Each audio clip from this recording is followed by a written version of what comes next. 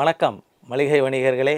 உஷார் உஷார் உஷார், ஆபத்து ஆபத்து பேராபத்து.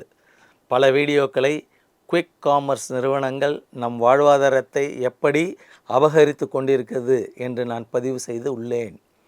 கிட்டத்தட்ட வருடத்திற்கு 10 லட்சம் கோடி ரூபாய் மதிப்புள்ள வணிகத்தை நாம் 2 கோடி வணிக சமுதாயம் செய்து கொண்டிருக்கிறோம். குறிப்பாக நான் பேசுவது மளிகை வணிகத்தை பற்றி. ஒரு நாளைக்கு ஜெப்டோ மட்டும் 10 கோடி 2025 செலவு பண்ணி நம் வியாபாரத்தை பறிக்க உள்ளார்கள் என்று உங்களை எச்சரிக்கிறேன். தயவு செய்து உஷாராகுங்கள்.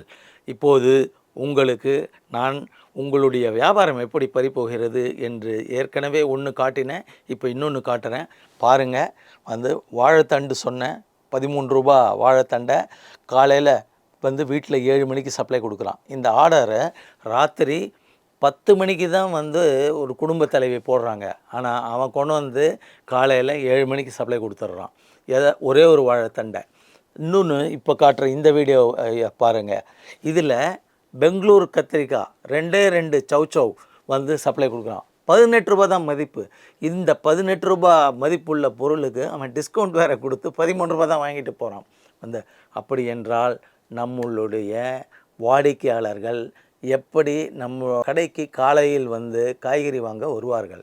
காய்கறி வாங்க வரும்போது அவர்கள் ஒரு டூத்பேஸ்ட் வாங்கலாம், ஒரு டீ வாங்கலாம், ஒரு காஃபி பொடி வாங்கலாம், ஒரு சீயக்காய் வாங்கலாம், இன்னும் பல ஐட்டங்களை நம்மளோட வியாபாரம் செய்வாங்க.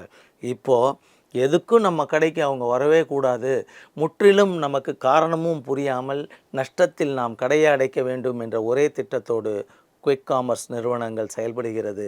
ஆனால் விழிப்புணர்வு பற்றாமல் நீங்கள் இன்னும் வணிகம் செய்து கொண்டிருப்பது போல் நினைத்து கொண்டு நீண்ட உறக்கத்தில் இருக்கிறீர்கள். உடனடியாக தயாராகுங்கள்.